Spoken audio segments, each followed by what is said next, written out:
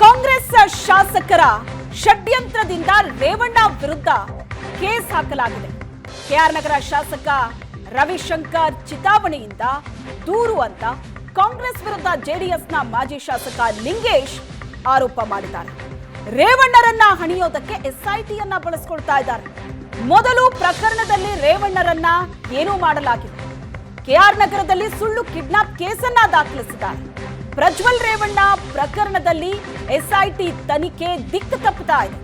ಸುದ್ದಿಗೋಷ್ಠಿಯಲ್ಲಿ ಮಾಜಿ ಶಾಸಕ ಲಿಂಗೇಶ್ ಮಾಡಿರುವಂತಹ ಆರೋಪ ಇದೆ. ಮಹಿಳೆಯರ ಮಾನಹಾನಿ ಮಾಡದವರನ್ನ ಬಿಟ್ಟಿದ್ದಾರೆ. ರೇವಣ್ಣರನ್ನ ಹಣಿಯೋದಕ್ಕೆ ಅಂತ ಎಸ್ಐಟಿಯನ್ನ ಬಳಸಿಕೊಳ್ತಾ ಇದ್ದಾರೆ. ತನಿಖೆಯ ದಿಕ್ಕು ತಪ್ಪುತ್ತಾ ಇದೆ ಅಂತ ಜೆಡಿಎಸ್ ನಾಯಕ ಮಾಡ್ತಾ ಇರುವಂತಹ ಆರೋಪ ಇದು.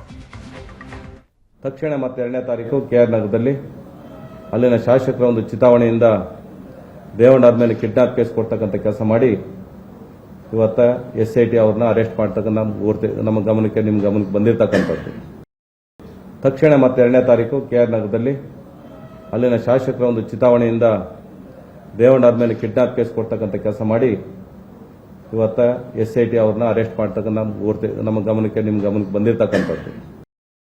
ತಕ್ಷಣ ಮತ್ತೆ 2ನೇ ತಾರೀಕು ಕೆಆರ್ ನಗರದಲ್ಲಿ ಈ ಒಂದು ಮಹಿಳೆಯರ ಮಾನ ಹರಾಜು ಮಾಡ್ತಕ್ಕೆ, ಯಾಕಂದ್ರೆ ಯಾವ್ದು ಬ್ಲರ್ ಮಾಡಿಲ್ಲ ಏನೂ ಅಲ್ಲ, ನೇರವಾದಂತಹ ಸಿಡಿಯನ್ನ ಬಿಟ್ಟುಬಿಟ್ಟು ಅನೇಕ ಮಹಿಳೆಯರಿಗೆ ಸಾಮಾಜಿಕ ಜಾಲತಾಣದಲ್ಲಿ ನೋಡಿದಂತಹ ಸಂದರ್ಭದಲ್ಲಿ ಅವರಿಗೆ ಅಪಮಾನವಾಗಿದೆ, ಅವಮಾನವಾಗಿದೆ.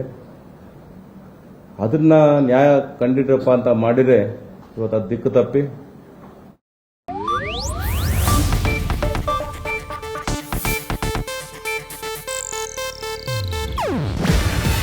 ಇದು ಏಷ್ಯಾನೆಟ್ ನ್ಯೂಸ್ ನೆಟ್ವರ್ಕ್ ಪ್ರಸ್ತುತಿ.